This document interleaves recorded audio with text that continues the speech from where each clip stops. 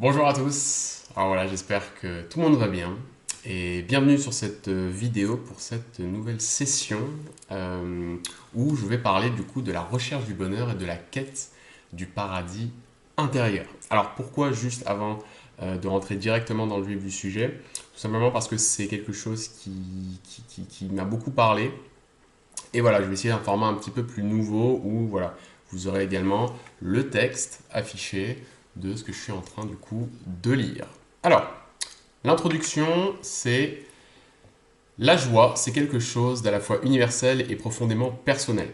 Chacun la trouve dans des choses différentes, un sourire échangé, la réussite d'un projet, un simple rayon de soleil au réveil. Mais cette sensation-là, ce moment suspendu où le cœur s'allège et où tout semble évident, c'est la même pour tout le monde. Le corps se détend, l'esprit se calme, et pendant un instant, tout paraît simple. L'apaisement, le haut de la vague. Donc voilà, ça c'est ce qui se rapprocherait du bonheur. Donc on est sur la vague. Malheureusement, cette sensation ne dure jamais bien longtemps avant de retomber dans le creux de la vague. Voilà, forcément, quand un surfeur prend le haut, à un moment donné, il va tomber dans le creux. C'est des hauts et des bas.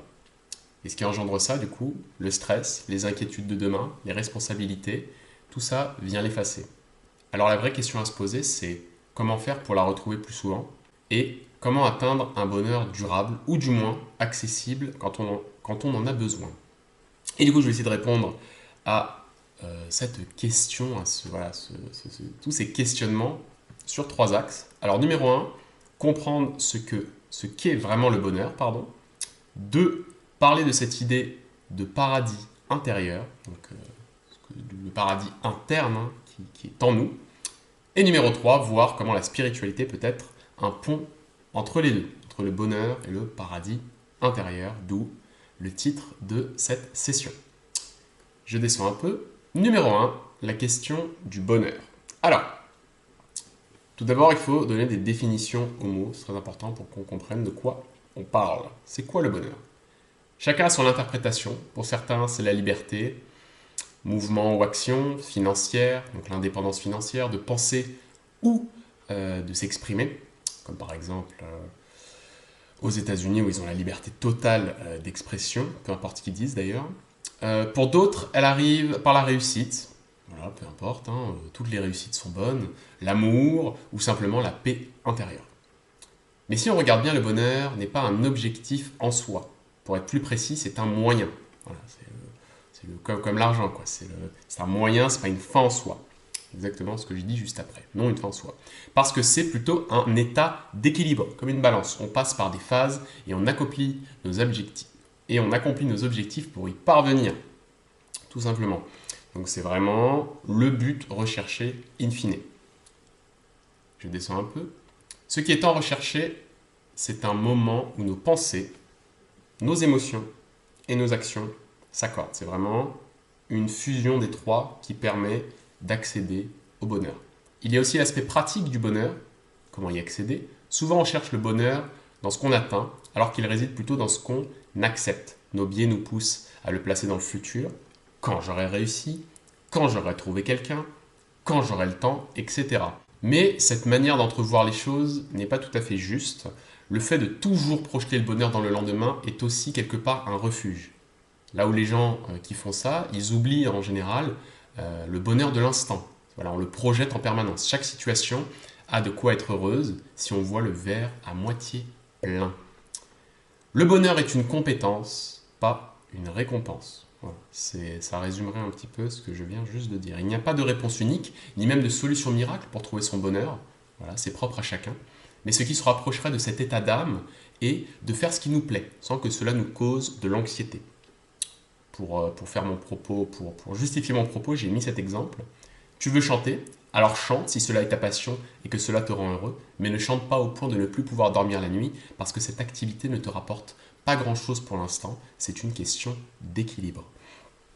Voilà, forcément, si on est passionné de quelque chose mais qu'on n'arrive pas à le valoriser et le faire fructifier, bah voilà, c'est toujours mieux d'avoir quelque chose à côté le temps que notre passion devienne quelque chose qui puisse, voilà, qu'on en fasse un travail, quoi. D'ailleurs, c'est ce qu'il y a de plus beau hein, dans la vie, c'est de faire de sa passion un travail. Une fois le bonheur atteint, qu'en faire?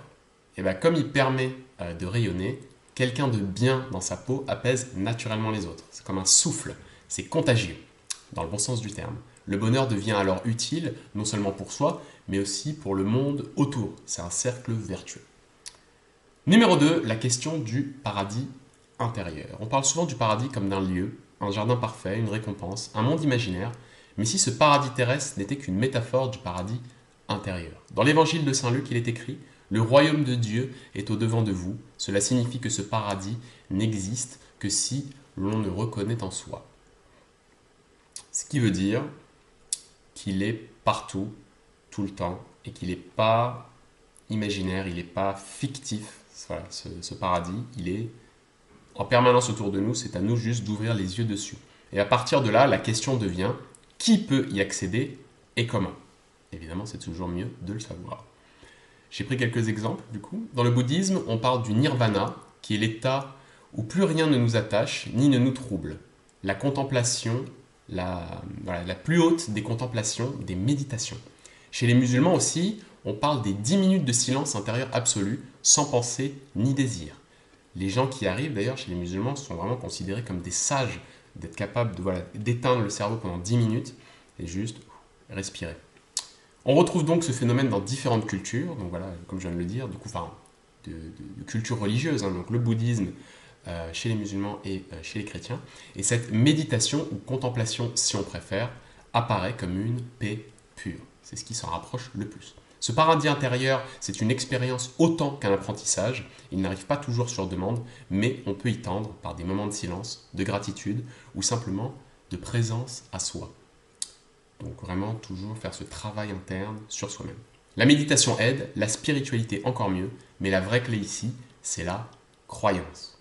Transition numéro 3, la question de la spiritualité et de la croyance. D'ailleurs, j'aurais dû le mettre en majuscule, parce que c'est vraiment ça la clé de voûte de tout mon propos. Alors attendez, hop, croyance, voilà. Alors la question à se poser est, quel rôle joue la croyance là-dedans? La foi, peu importe en quoi elle repose, agit comme un ancrage. La croyance apporte en nous une paix, comme les branches d'un arbre millénaire. Alors là, c'est quand même quelque chose d'assez imagé, assez métaphysique, hein, peut-être même, mais c'est surtout que je l'ai dit dans le sens où vraiment un arbre millénaire, forcément, voilà, il a des énormes racines qui le tiennent, et c'est vraiment, ça va puiser la source, voilà, c'est ça qui ramène l'énergie, parce que forcément la branche, voilà, les branches poussent pour aller chercher l'eau, donc c'est vraiment ça, vraiment que ça ramène, et c'est ça en fait la croyance, hein. Enfin voilà, c'est imagé évidemment, mais ça nous ramène toujours à soi, et puis voilà, on va chercher à en connaître davantage sur le monde et évidemment sur nous au passage. Donc croire en l'existence de quelque chose de plus grand permet de relativiser nos vies, nos combats et nos péripéties. Ça, j'ai pas besoin, je pense, d'en rajouter. Il y a dans la prière, la méditation ou même la simple contemplation du monde une forme d'apaisement. Et en général, les gens qui sont très croyants sont des gens en général très apaisés. On le retrouve beaucoup dans les cercles religieux. Et c'est là que la boucle se referme. La quête spirituelle devient la quête du bonheur, non pas parce qu'elle promet une vie parfaite, mais parce qu'elle invite à l'acceptation. Donc on s'accepte nous-mêmes. Elle pousse à la confiance, à l'espérance, à l'ouverture d'esprit, autant d'états d'âme qui mènent directement au fameux paradis intérieur, autrement dit. Mais il y a aussi ceux qui n'y arrivent pas, forcément, là je viens de parler de ceux qui arrivent à trouver ce paradis intérieur, mais il y a toujours des gens qui n'y arriveront pas, mais qui cherchent sans se trouver. Donc au moins ils font l'effort d'aller chercher. Et à eux, d'ailleurs c'est ça que j'ai noté, à eux je dirais, ce n'est pas un échec en soi. Parfois, ne pas trouver est avancé parce qu'on apprend à se connaître dans le processus. Voilà, comme encore une fois, c'est petit à petit, on apprend toujours de nos erreurs. Le bonheur n'est pas la fin de la course, c'est notre compagnon intérieur, qu'on doit chercher et qu'on doit garder pour nous accompagner. Conclusion, le bonheur est une quête interne. La quête interne, c'est une forme de spiritualité. Et la spiritualité, à son tour, ramène au bonheur. Donc voilà, on boucle la boucle, c'est la continuité, voilà, c'est une boucle continuelle, un va-et-vient constant entre le monde extérieur et notre monde intérieur. Et plus on avance dans cette boucle, plus on apprend à apprécier le mouvement lui-même. Parce qu'au fond, le bonheur n'est peut-être pas la finalité, mais on le trouve sur le chemin qu'on parcourt pour le chercher. Voilà. J'espère en tout cas que ça vous a plu. J'essaie toujours de m'améliorer dans les formats.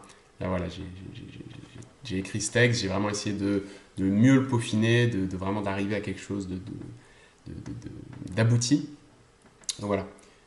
N'hésitez pas à commenter, n'hésitez pas à mettre un petit pouce en l'air, ça fait toujours plaisir. Et on se retrouve pour la prochaine session d'ici peu.